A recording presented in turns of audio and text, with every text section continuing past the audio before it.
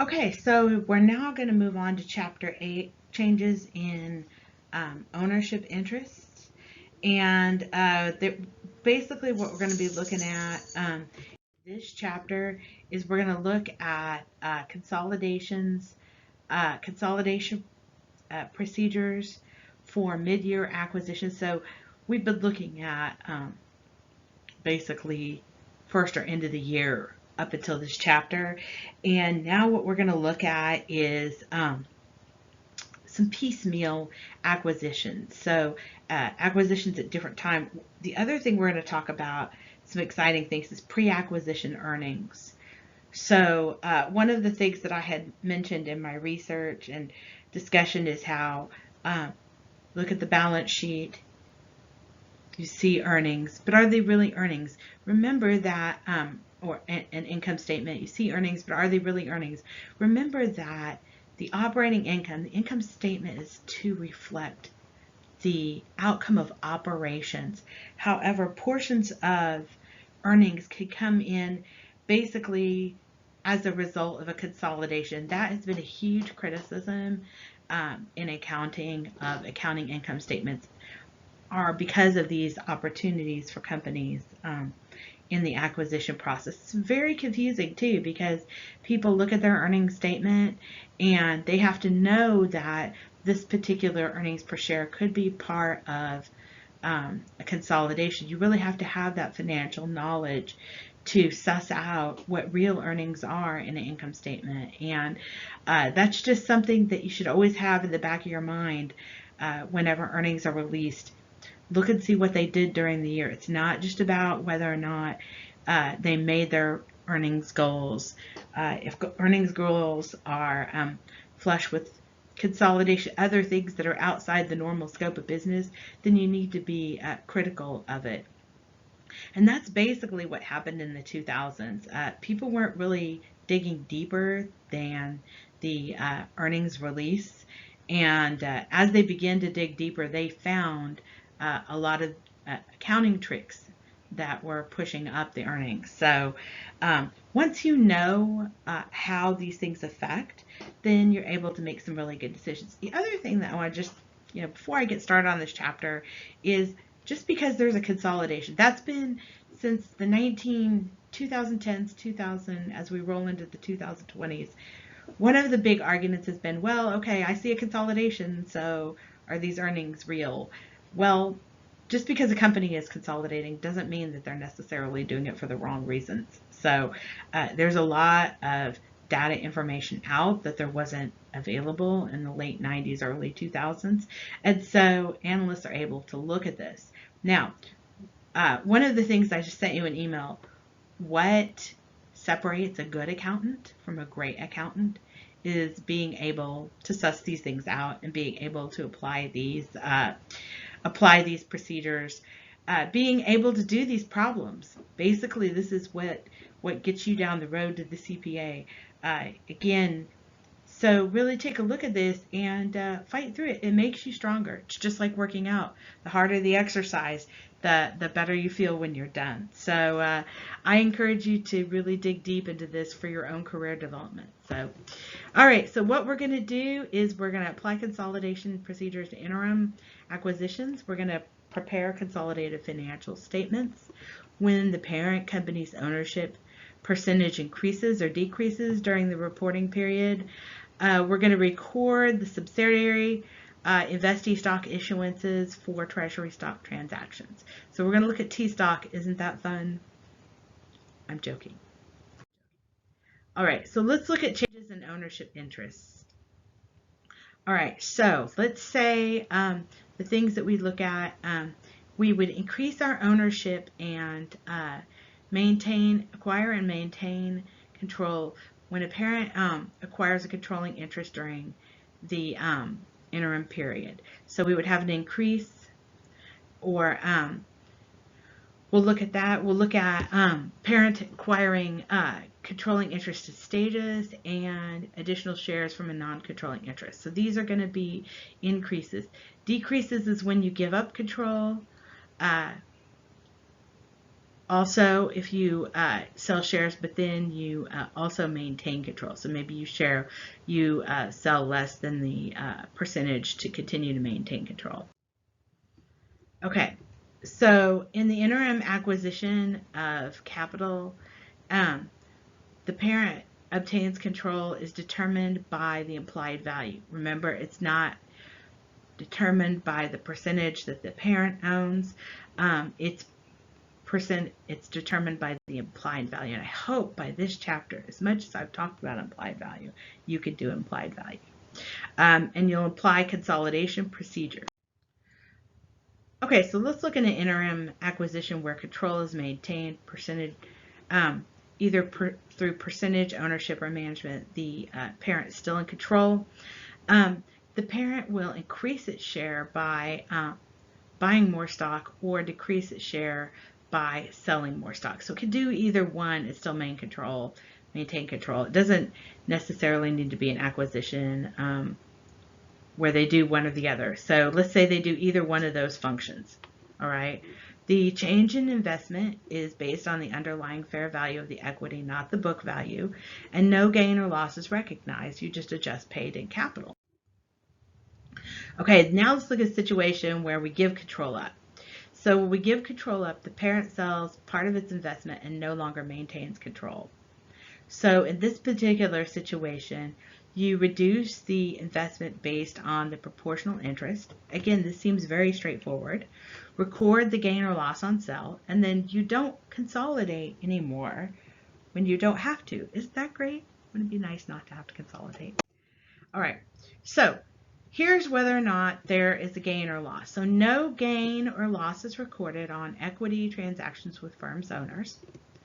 So let's look at this. If control before or after the transaction is an equity transaction, then there's no gain or loss. All right, it has to be an equity transaction and all the reasoning behind it, percentage ownership, and so on and so forth. And if you're confused about equity transaction, go back and look at chapters 1 and 2 and 3. If that's the case, then it's no gain or loss is recognized and you just paid in capital. If there's no control before or after, all right, you weren't in an equity situation, all right, then there's no loss.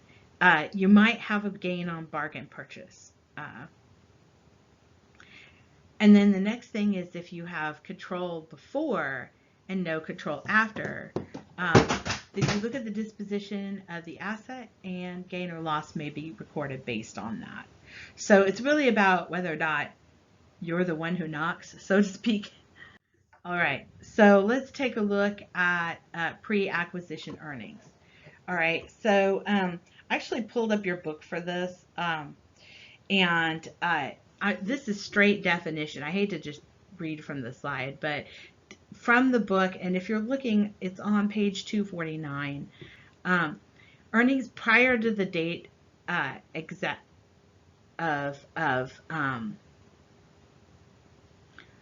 pre-acquisition earnings are earnings prior to the date of acquisition.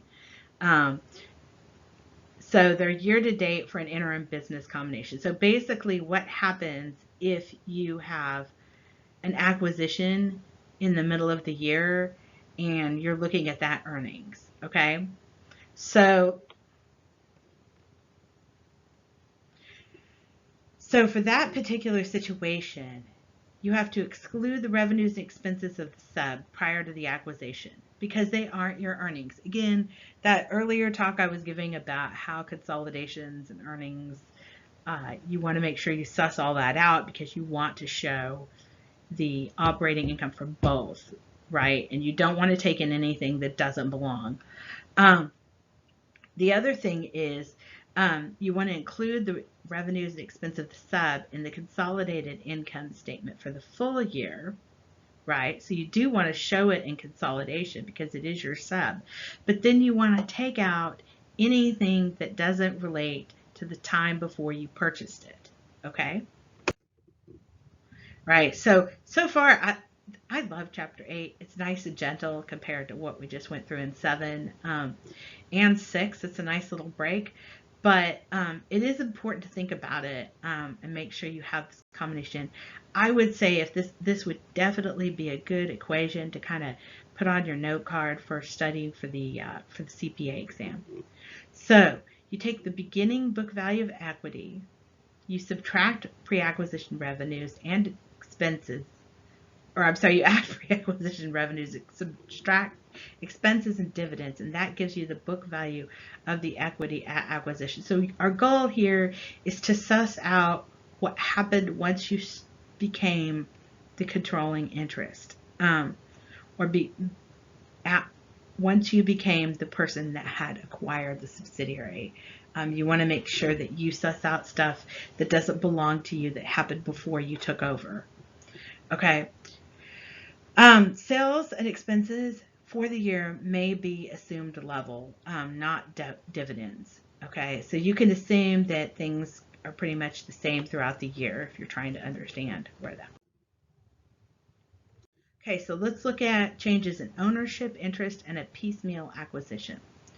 Okay, so Pop acquired Sun in a series of acquisitions resulting in 90% ownership. So, excuse me, not at the beginning of the year, different portions. So what you're going to do is basically understand what that interest acquired portion is, all right, and then go to each date and find out the interest that you acquired and the investment interest. Now, you go in, once you've got the total amount for the year, I mean, it's really not too bad. Once you get this total amount, then you just gross up to the fair value or the implied value right here, right? We all know how to do that. Divide this 225 by 90%. Let's put it right here, just in case you forgot. I really hope you haven't forgot. I hope y'all are really good on this by now. Okay, then you take the book value of what you paid for it. All right, the book value being what Sun has on hand for itself, and there's your goodwill purchase. What is book value? Do we remember that? It was retained earnings and capital stock. Remember that?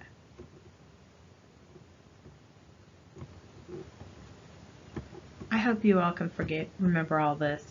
So good for you to know. I'm trying to make it like write it in. Right? Retained earnings and capital stock. Okay. So now we do an income distribution. All right. So we have the income for the year from Sun right here. Then what we're going to do is take the 90% share based on October 1st through December 1st. All right. And then we're going to take the 10% share based on October 1st through December 1st. Now, I'm pulling out my friendly handy dandy calculator. Okay. And this is not necessarily as bad. Oops. I'm trying to do this really quick so that I can not have to stop. Equals, and then we're going to divide that by let's see, quarterly 4. All right, so let me do it I was checking my math. Okay, so here, put my calculator. Can you see it? I'm getting so good at showing you all my calculator here. And then I'm going to see if I can just reach around here so I can show you what I'm doing here. So here I am, times, all right, 0.9 equals 135. Then I'll hit the divided by, trying to do the divided by, and then 4. Now, that's where I got my 33,750, okay? And why did I do that divided by 4? Because I'm trying to find a little thing here. Oops, wrong mouse. This is quarterly, right? So this is quarterly. So I just took this times 0.9 point where you can see it. 9. Oh, that's hard to make a 9. That is hard. Divided by 4 for quarterly. I hope that looks like a 9 to you. Tried to make it. There you go. So that's how I came up with 33,750. I think I showed it to you on my calculator too. Okay, so now I've got that, the 90% share. I could do the same thing at the 10% share. I take 150,000. All right, put it up here so you can see. Figure out where my multiply sign is here. Times 0.1 equals 15,000 divided by 4. That's where I got my 3750.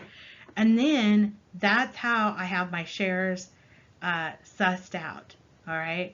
And then the last little tidbit, okay, the last little tidbit is I take, I acquired it on the day of October 1st, okay? So that is 3/4 of the year, right? If I'm thinking in terms of quarterly income. Now this is just how I think.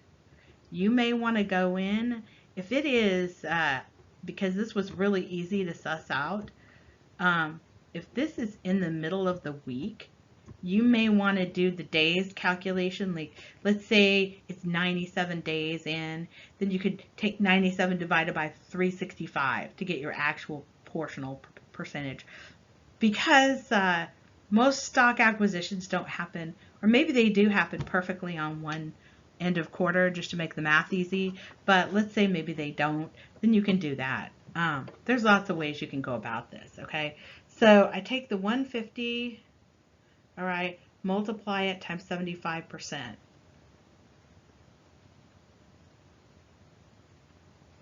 $150 times 0.75. And that's where I get my 112. Hopefully that's coming out pretty easy for you to understand. All right. I'm going to use the same process with expenses. Same situation. I'll just do it one more time just to make it nice and easy. All right. So again, my expenses, 110,000. 110,000. Multiply it times 0.9. All right, and then divide it by 4 to get a quarterly amount, and that's what I did. All right, and then the same thing with the non-controlling interest, 10,000 times 0.1, again, quarterly amount, and then again, I take the whole 10,000 and divide or multiply it by 3/4. All right, so hopefully this income distribution will be a little more understandable to you. Remember that this happens to work out beautifully because it's at the end of the quarter. If you had to do the days calculation, you might want to keep that in mind. Okay, so I hope I got everything squeezed in here to where you can see it. So let's look at the worksheet entries, and again, after we've been through the last couple of chapters, this just may feel like a breath of fresh air coming in and just making these quick, because it's pretty easy to follow. So the first thing is the income from Sun, which we've done before. We know how to record the net income. That comes right in over here. There were no dividends. Okay, so we just went ahead, put this in for clarity. But there were no dividends, just so that if there were, you would see where that goes mainly, just for clarity. The non-controlling interest share, again, we know how to make those journal entries from previous chapters and how we would take that from the net income. All right, the sales we calculated before the acquisition, so we know how much that is. Okay, the common stock, from the original problem. I didn't bring that slide over. It's a little bit tight, but it's in there. So you'll have to go take a sneak peek at that. The investment in Sun, right here, cost of 90%. The non-controlling interest portion. okay? Cost of sales and expenses right here, or you could just plug and then check your answer against your work paper. All right, and here again is our income statement. I'm not going to roll through this very quickly. Pretty simple, just adding everything across from previous pages. The main thing is the taking off the sales and expenses, and then of course just making the adjustments right here. Expenses coming in as a credit because it's a debit balance. And again, same thing on the balance sheet. Just a quick run through here. You could see how everything comes in. Over here is that non-controlling interest. I know I'm cutting it off and I apologize with my video. Okay, so we're going to do an example of selling a portion of interest in the middle of the year, or selling a portion of her interest during 2017 and the interim sale, and the owner is going to continue to have a controlling interest. So Pam owns 90% of Sun, parent-subsidiary relationship. All right. On the first of the year, she has a $228 investment balance that reflects Sun's underlying equity plus $18 in goodwill. All right. And the $18 in goodwill, the implied goodwill is 20. And as you remember from previous classes, to get the implied goodwill, we're going to take 18 and divide it by 9. Okay. And that gives us that amount of goodwill. Now, during 2017, she reports $36 in income and pays $20 of dividends on July 1st. All right, so she sells it 10% interest of Sun. All right, I want to make a comment that she's not selling 10% out of her 90% interest. She's selling a full 10% interest to reduce her interest to 80%. So let me just kind of give you that in, if she was selling, she had a 90% interest here, right? Okay. And this is all of hers. This is the best way to do it, is to show you in a highlighter. This is all of hers, her portion right here, okay? All right. So if she's going to come in and she's actually going to reduce her portion down to 80%, all right? So it's not 10% of her portion. So it's going to come down by this much. Sometimes it's very confusing for students because when you're making that calculation, you think you're taking 10% of the 90%, and that's not correct. You're looking at as a piece of a whole. So you're actually going from 90 down to 80, which is different than taking 10% of the 90. And let me show you what taking 10% of the 90 would look like. It would be, take this, and then you have this piece right here. Here, hold on, let me actually erase this. That's not what you want. That would be taking this, oops, out, and taking the 90, see here, I'm going to draw a new 90, and then taking 10% of that, whatever it is, which is not correct. That's a big no. Okay, so remember that you're taking 10%, you're reducing your interest as a whole, on the whole amount. Makes a big difference in the math and understanding the math, and we'll go through it again just so you can understand. So so her interest is actually going to be reduced down to 80%. Right, here's her balance. Again, here's her investment balance from the beginning. So let's look at it here. I pulled all the information in from other pages, and let's just talk about what happens in our first credit to the investment balance. The first thing is she sells 10%. Again, this is 10% of all the Sun shares, which comes in to become mathematically 1/9. Now, at this point you might be feeling a little lost. Wonderful, because I put in a special explanation page for this. Okay, here we go. So the best way to understand this conceptually is to pretend like you have 100 shares. Okay? the best way to do any kind of situation when you run into this on the exams or certification is to pretend like you have a portion. Give it a number. That's how I do all these problems. All right. So if you sold 10% of those shares, that would be 10 shares. Okay. Now, before the sale happened, she, I know I call her she, Pam, I'll just call her P to make it even easier. Pam owns 90 shares. So she is selling 10 out of 90 shares. And that's where your 1/9 comes from. Okay, so let's go back to the problem. Okay, so now let's look at, we did the hard part, right? So it's 1/9 of all the shares. So we got our figure of 32. Nice and easy, right? So to get that, we can take, if we're trying to figure out our total number of shares, we can come in here, take out 288 times 1 divided by 9. Here, I'll do it again. 288. Try and hold up my calculator like I would in class. Times 1 equals 288, right?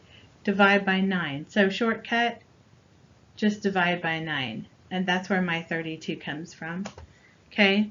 And then my dividends, right? So now my dividends were 20 on July 1. All right, that's going to be 80% of 20. So 20, eventually I'm going to learn where this thing is, times 0.8 equals 16. Okay, now the income since the first of the year. This is a kicker too. We have 36 on our income right here. Now we've reduced our ownership to 80%. Remember, we took the whole thing. Okay, so we have 36 times, oops, let me do it, 36 times, oops,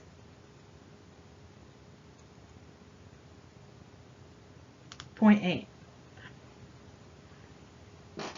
28.8. Okay, so that's where our income is coming from now. And then that gets added, or I'm sorry, subtracted off from our balance. Add, subtract, everything gets taken into account. Subtract, subtract, add, and here's our balance. Okay, not bad.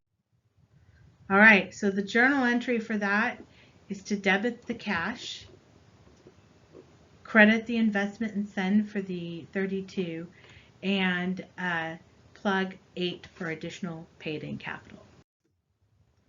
All right, now, again, here's where we came up on our 32.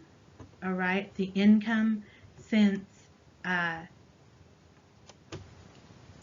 January 1 for the non-controlling interest. All right, and then again, the dividends for the non-controlling interest. Same thing we did on the other page, only 0.2 for the non-controlling interest.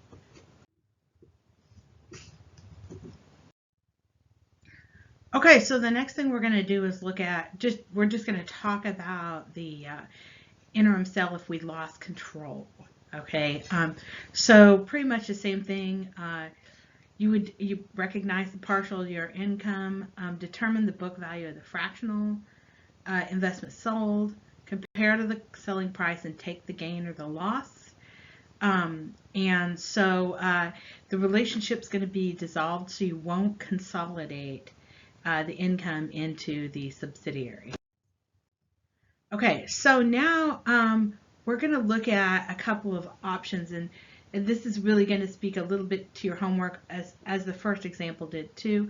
The sub increases the parent shares or decreases the parent shares.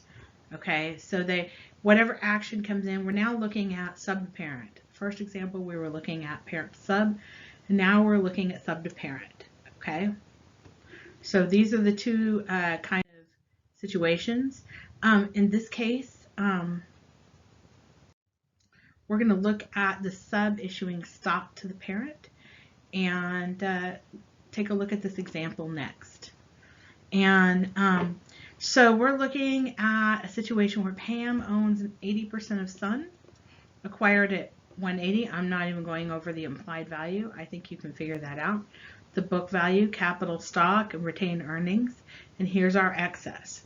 Now Sun is going to issue some additional shares. So it's going to go from 10,000 to 12,000.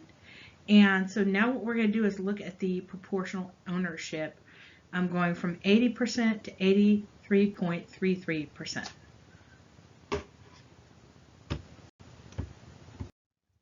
Okay, so let's go ahead and talk about Pam's journal entries. So the first thing we're going to do with this problem is we're just going to go in and do the easy stuff, which is to find the amount per share. So they say it's $20 per share right here. So we're going to take the 200,000 book value and divide it by 10,000 shares. And that will give us our $20 per share. That's our first step. Nice and easy, okay? Now, what we have to think about here, this is where we can get kind of lost in the numbers. We got to be really careful about this, is Pam is increasing her ownership by 2,000 shares. She's going to go from 8,000 to 10,000. So she's picking up 2,000 shares, okay? So to figure out the amount value of the investment, we're going to take the share value, which is $20 per share, times the 2,000. And then I know the zeros get confusing. That's why I wrote them all out here. That comes up to 40,000. And that's where our investment comes in right here. Okay, and then we're just buying 2,000 more shares. That's pretty much what's going on. Now, let's talk about two scenarios. If she paid 70 above book value or 30 below book value, okay, only the amount of the entry would change, okay? So that's just a little tidbit. If she went above or below, she went right at book value. So nothing too concerning here, okay? So now what we're going to do is we're going to look at the different amounts of goodwill which would be used in the consolidation worksheet. Okay, so let's go ahead and take a look at the changes with book value, if you sell above or below, and you can see the difference. And again, remember that the 24 is the $20 per share, and this was her original plan. She sold at 40. This is if she goes above the book value, and this is if she goes below. And you can see the difference in the new measures of goodwill as compared with before the sale. So in each situation, the total value decreased with the addition of extra shares, and you can see the changes in goodwill and the adjustments made as we adjust the share of equity. Okay, so just final thoughts on this. A lot easier chapter than the previous. I decided to let you explore T-stock on your own, just in the effort of saving time. You can read about that in the chapter. For now, since we are a compressed course, I'm going to leave that off the lecture, but you're welcome to read about it. It won't be in your homework assignment, but again, we're not working towards homework, we're working towards CPA, right? So make sure you take the time to learn about that. I also just want to thank you all for sticking with the class. I know it's a tough class. Advanced accounting is hard, but you can do it. So I will look forward to seeing you tonight, and stick with it. All right, we'll talk to you soon.